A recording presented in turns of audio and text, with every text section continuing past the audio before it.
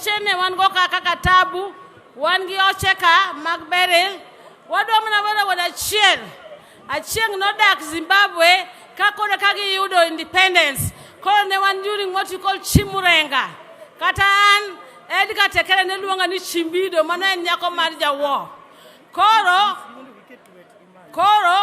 wadwa wero wen moro. To ubo keto mana badu malo kama kwa wer. Iluonge ni wana baba. Haya, 1, 2, 3.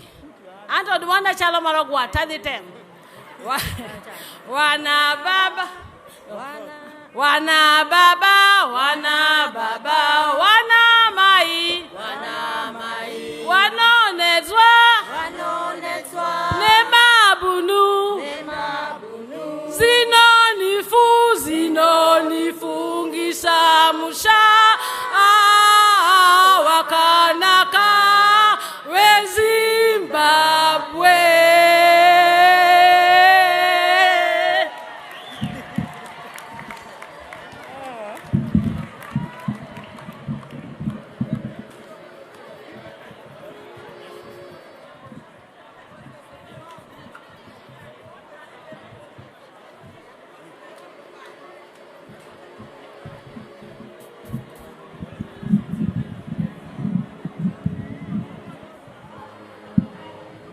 Our next speaker,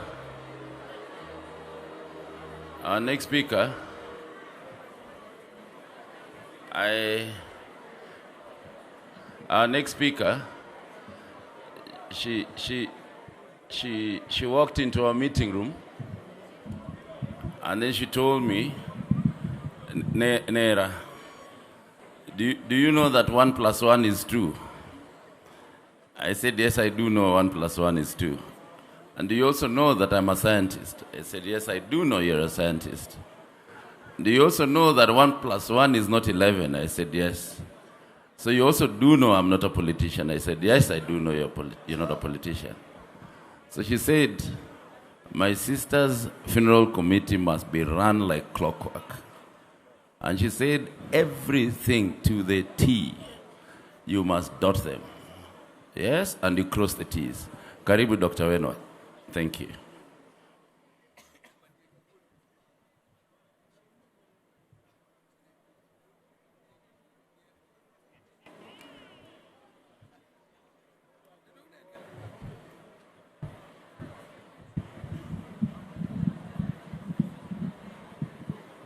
Thank you very much, Chairman. I wasn't sure whom you are talking to.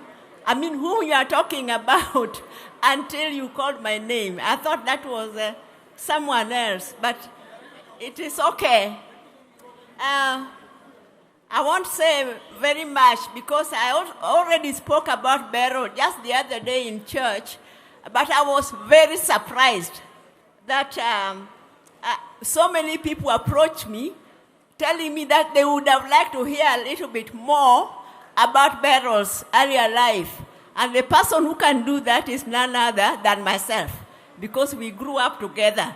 And I think you probably know, our father, Jaramogi, had a special name for all of us. Oburu was called Onzugu. Raila was called Alualuya.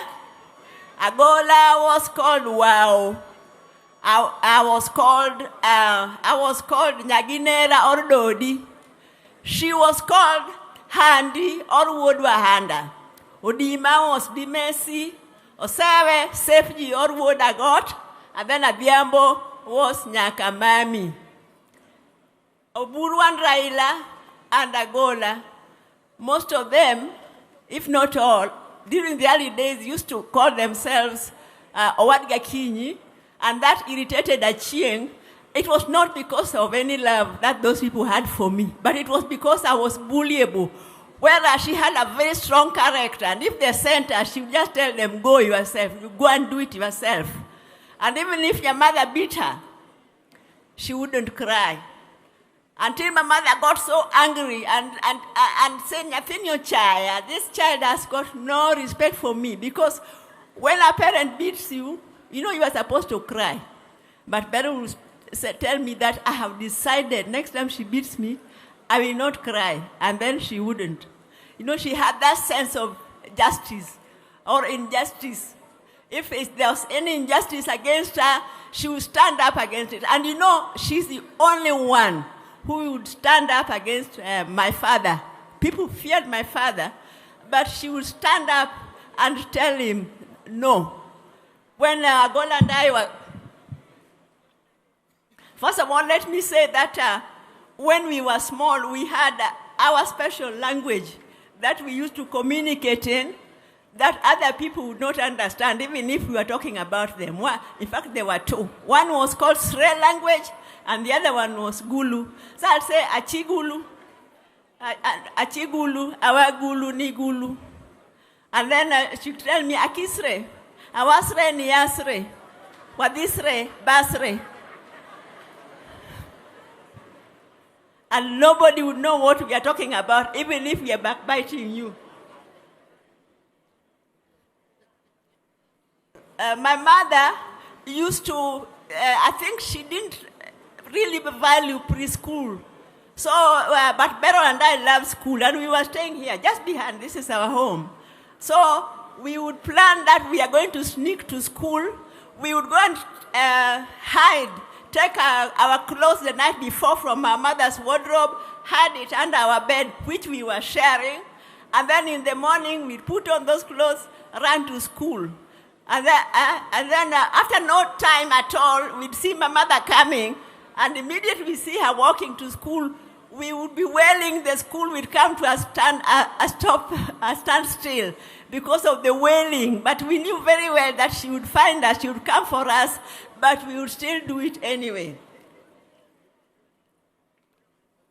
Eventually, my mother gave up and allowed us to continue going to school uninterrupted. I always admired the way she would stand up to our big brothers, Oburu, Raila, and Agola.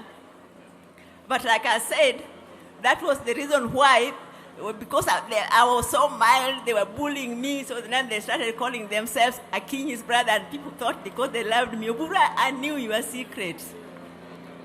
So there's one time my father brought us from Kisumu to Bondo during the holidays so that we could pick cotton. Those days, this area used to grow cotton. And we couldn't imagine that now we are sophisticated girls and we are being taken to Bondo to pick cotton, while other girls would be talking about having gone to movies during the holidays, and us, we would be talking about picking cotton. So my father left us, went back because he was to travel to Nairobi. But Oburu had come on holiday with Dr. Ngonga Achieng. I saw him here. We didn't tell them that we are supposed to stay here. When they were going back to Kisumu, we went back with them. When my father came back and found us in Kisumu, what we went through, I will tell you about it next year.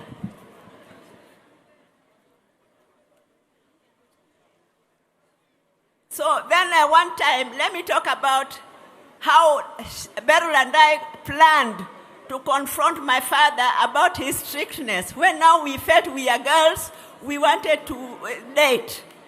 And so he was not allowing us to go out with boys. In fact, if you went to town, you had to come back for lunch. Even if you went at 12, at 1 o'clock, you have to be home. Otherwise, you have to tell him, where did you eat lunch? And if you went in the evening, by 7 latest, you must be back home. So we decided we will go and confront him and ask him to start treating us like adults. And we agreed that because Achieng was braver, she's the one who would start and then I will join.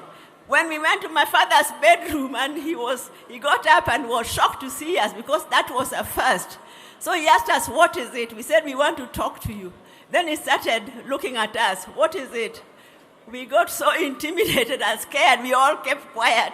Then in the end, he looked at Achieng and Achieng said, we want you to treat us as adults. That is completely different from what we had agreed. Because he did not believe that we would be wanting now to go out with men, that his daughters are now old enough to want to date. And a lot of men do that. They date other people's daughters. But it never occurs to them that their own daughters can also want to date. I think that is very true. So my little sister Diambo was a big nuisance to us. Because when we were in Kisumu, we would lie to my mother that we are going to visit our girlfriends to study.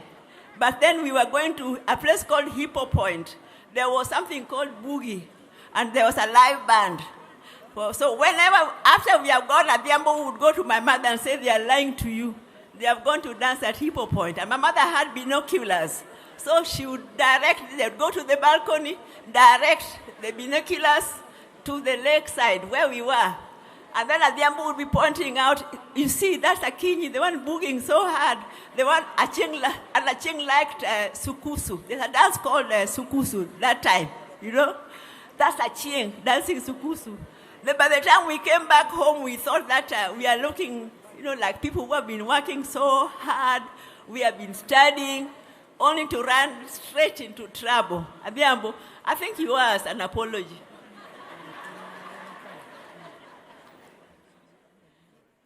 Beryl, like I've said, is one of those people who could stand up to my father and say no. So my elder brother, Gola, joined Nairobi School. I went to Kenya High School for my higher. But then Nairobi School was called Prince of Wales those days. And then my father said, no, what are people going to say about me that I have been preaching about culture and my children are going to Wazungu schools? So Beryl should go to Nyamira. I have never seen that type of war. My sister, Beryl, told him, why should I be the one to learn Luo culture? Was Luo culture created for me? I refuse. You know, he brought her here briefly, but she fought him until he removed her after only a short while. Yeah, so, and then another time, maybe I should stop there. I just want to say that Beryl was a professional, serious one. I went to visit her in Zimbabwe one time when she was CEO of Chichungwiza. And at that time, she was under 30 years old. But when we reached there, everybody rushed to the car, opened the car door for her. They took their briefcase. They were saluting her, calling her boss. And, you know, they are walking very fast to the office like a real boss. And here was our older sister wearing some very simple jeans. I could not tell them that I am the older sister, you know, but I will tell you another day how I handled that situation, but not now.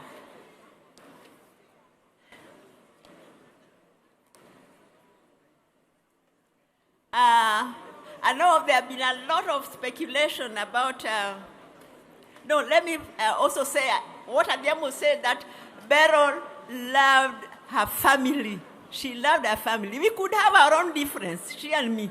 But if you attack me, she would immediately change and go for your neck.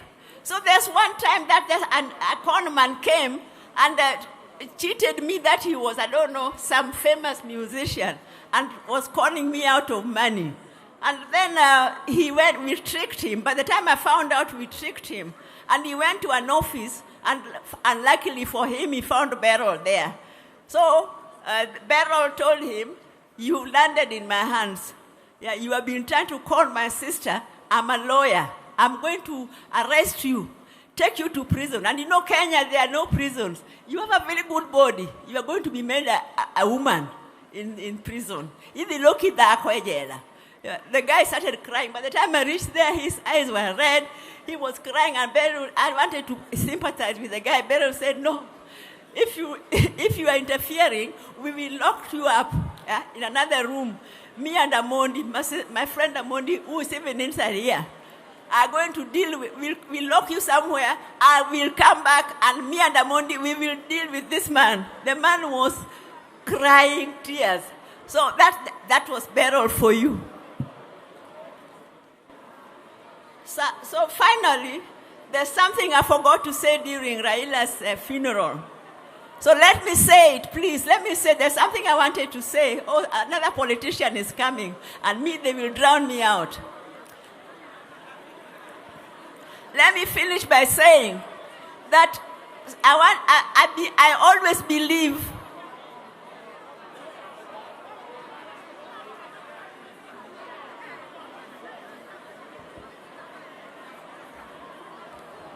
Kindly proceed, Daktari. So I wanted to say during Raila's funeral that, first of all,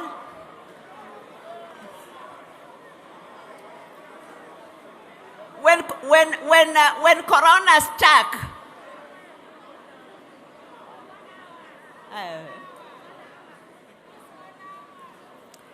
please, people, you are spoiling my sister's funeral. Some of us are not even politicians, and politicians, I really want to plead with you. If you know that your people are going to disrupt functions, why don't you come early? I think people are not being fair. So anyway, what I wanted to say during Raila's funeral, that after Corona, there have been so many deaths, so many sudden deaths, people just falling dead, and especially because of blood clot. And I just wanted to request the researchers, Kemri, and all medical researchers to please do research and find out if there's any relationship between Corona or the long-term effects of Corona, because I still believe that Corona has something to do with the sudden surge of people dropping dead. Finally, there's been an outpouring of love and sympathy towards our family from all over the world for what we have experienced the last 2 months. My mother had 9 children. 2 months ago, we were left 5. Now we are only 3. There were 6 boys and 3 girls. So somehow the boys used to die, but the girls have been strong. So Beryl's the first sister now to die. And I want to thank you all, because I had always prayed and prayed that please, when I looked at them, because I love all of them, and I love them equally, even in their differences. And I was always hoping that if one of us is to die before the other, it should be me. But that didn't happen. That was my wish as a human being, but God planned differently, and we are all going to go. Me, I cannot break down. I cannot break down because I have to be strong for Beryl's family. I'm now, all of us now, Auma, Chizi, Taurai, and your children, we, Dr. Buru, myself, Adhiambo, and all the others, we are there for you. You are not orphans. Even if you need just a shoulder to lean, to cry on, we are there for you. We are there to support you. So I know there's been a lot of support prayers for us, and you feel it. But then there are also the negatives. Beryl and Raila had something in common. They would get angry very quickly, but forget equally quickly. So if you said anything negative in social media or anything, don't feel guilty. They have long forgiven you, and therefore even us as a family, we have forgiven you. We have no grudge. Rest in peace be.